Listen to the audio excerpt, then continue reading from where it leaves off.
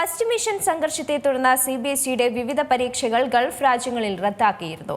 ഈ സാഹചര്യത്തിൽ നടന്ന 44 പരീക്ഷകളുടെ ഫലങ്ങൾ പ്രഖ്യാപിക്കുന്നതിനായി CBSE പ്രത്യേക മൂല്യനിർണ്ണയ പദ്ധതിയും പ്രഖ്യാപിച്ചു.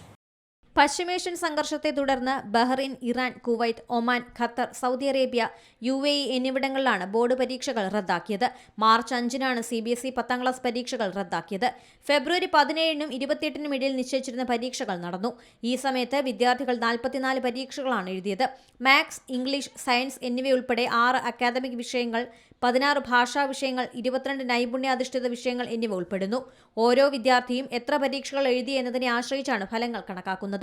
എന്നാൽ എങ്ങനെ കണക്കാക്കുമെന്ന് വ്യക്തമാക്കുന്ന ഫോർമുലയാണ് ബോർഡ് തയ്യാറാക്കിയിട്ടുള്ളത്.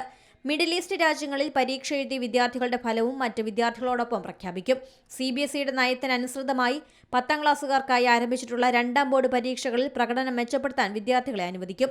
എല്ലാ പരീക്ഷകളിലും പങ്കെടുത്ത വിദ്യാർത്ഥികൾക്ക് അവരുടെ ഓരോ പരീക്ഷയുടെയും മാർക്കുകളെ അടിസ്ഥാനമാക്കി സാധാരണ രീതിയിൽ തന്നെയായിരിക്കും ഫലം. 4 പരീക്ഷകൾ എഴുതിയവർക്ക് എഴുതാൻ സാധിക്കാത്ത വിഷയങ്ങളുടെ മാർക്ക് നൽകുന്നത് എങ്ങനെയെന്നും CBSE തീരുമാനിച്ചിട്ടുണ്ട്.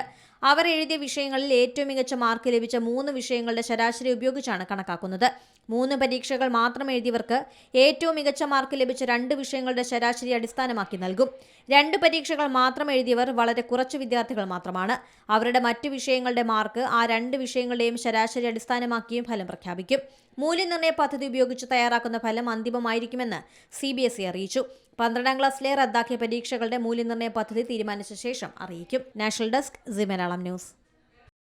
ഏറ്റവും പുതിയ വാർത്തകളും വിശേഷങ്ങളും വിരൽത്തുമ്പിലറിയാൻ സി മലയാളം ന്യൂസ് എല്ലാ ഡിജിറ്റൽ പ്ലാറ്റ്ഫോമുകളിലും ലഭ്യം.